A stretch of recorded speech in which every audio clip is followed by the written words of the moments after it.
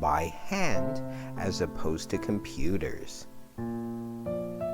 In fact, this is what a typical TV studio looked like.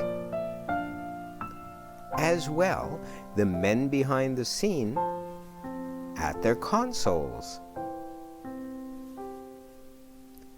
Of course, TV production was in its infancy, and nowadays things can be produced a lot cheaper and a lot quicker. In the olden days, one used huge lighting equipment called Klieg lights, but nowadays they can be replaced by things you can buy off Amazon or in hardware stores or department stores. In fact, rather than using huge heavy cameras in the studios, one nowadays can use their phone. Before setting anything up, one has to complete what's known in the biz as a rundown sheet. On your rundown sheet, you'll be writing the various segments divided up into time cues.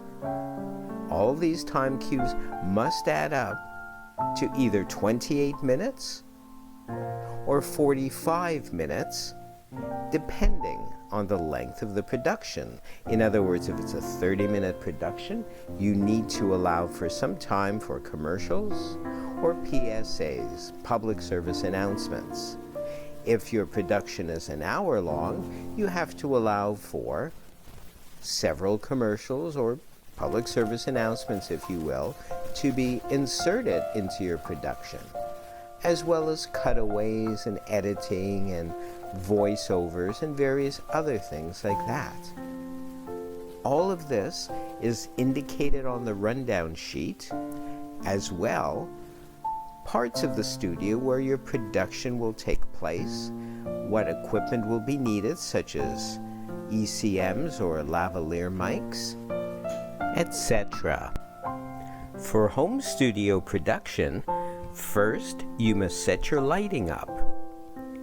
Use the type of lighting that we've indicated here and have one on the left-hand side of you and the right-hand side of you pointing towards you at 45-degree angles and upward. This is so that the light will be diffused and you won't have bright lights completely on you. Next, set up your camera on its tripod. You may have a rig, such as is indicated here, in which case you need merely mount your camera and you have an extra auxiliary light above the rig. Once this is all set in place, you must do a test. Sit down in your place, start the camera first, and count to 10. Review what you've recorded, and if you like what you see, you're good to go. If you don't like what you see, adjust angles of your camera, moving the camera up and down or higher or lower till you've achieved the desired results. Next, put up your backdrop behind where you're going to sit. If it's a chroma key setup, all you need is your green screen setup. If you already have a set of sorts, all the better. If you have what I've indicated here as blinds, roll them up, set them up behind you, and you're good to go. Lights, camera, action. Now what you can do is also just record right through. If you feel confident to do this, fantastic. If you don't, record in segments. You'll find that this is the easiest way to do, because when you retrieve your clips from your phone later, you'll find they're in order and editing should be no problem. When working in a professional studio or asked to be part of another TV production, make sure that you ask the floor director or someone in charge to give you a 2-minute cue before the end of your segment. This way you can have a signal or time your trick or tricks. always bring less than what you think you'll need, because more often than not, you'll be asked to perform within a shorter amount of time than you're anticipating. Anticipate about a 5-minute segment or less, such as what you might do on Instagram or TikTok or even YouTube. If you're working for another studio production and you're asked to do magic as a segment in their show, ask them if they want something close-up, stage, or both. If it's stage, you're set to go already, just take a trick or two out of your normal act. They will show you where to set up, and you'll be good to go on cue. If it's close-up, likely you'll be working with the host and the guests. This is the ideal situation, and you need not worry. Just do pocket management, keep some of the tricks that you normally do in your close-up routine in your pockets, exactly where you know where they are and when you want to retrieve them, and you're good to go.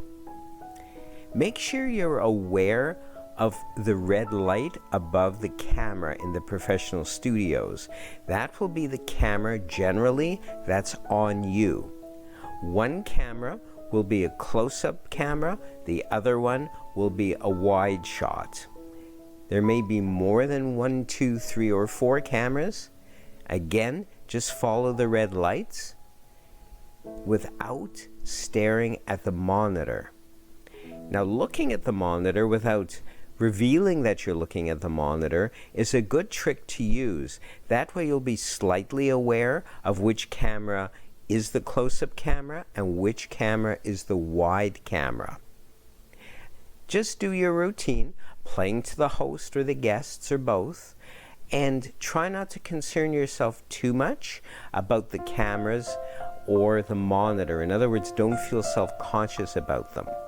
Just do your effects, and when you want to show your home audience a card, just be aware to take a few longer seconds than you normally would if you were working to a live audience. In other words, don't just show the card for like a split second because the camera may not catch it.